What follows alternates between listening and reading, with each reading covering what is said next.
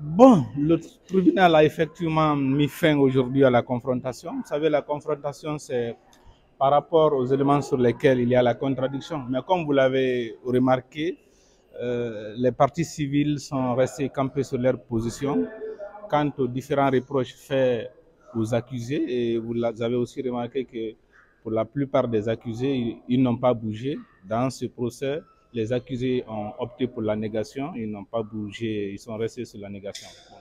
Nous allons tirer les conséquences de tout cela dans les différentes plaidoiries qui vont être présentées au tribunal. En ce qui concerne le rejet de la demande du transport judiciaire, je ne vais pas faire de commentaires sur ça. La loi donne au juge le pouvoir d'apprécier les différentes demandes. C'est une mesure qui semble être essentielle dans un procès d'une telle envergure. Je pense qu'il était nécessaire quand même que le tribunal se déplace pour aller visiter certains lieux, même le lieu du crime, c'est-à-dire le stade du 28 septembre. Je pense qu'il était nécessaire d'effectuer un déplacement pour aller voir le lieu.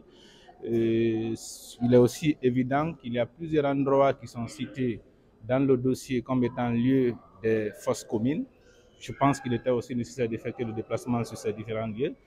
Et le cas le plus remarquable, c'est que lors des différents passages, ici à la barre, il y a au moins un témoin qui est venu déclarer avoir vu un lieu au cimetière de Cameroun qui avait vraiment toutes les apparences d'une fosse commune. Il a donné des explications. En tout cas, ça avait retenu l'attention de tous ceux qui étaient dans la salle. Nous pensions que le tribunal aurait au moins permis qu'il y ait un déplacement pour aller constater cela. Mais c'est la décision du tribunal qui vaut en dernière position. Le tribunal n'a pas voulu. Donc, ce n'est pas pour nous quelque chose de particulièrement grave. Ce qui reste à faire, c'est le plus important au niveau du procès, la présentation des plaidoiries et réquisitions.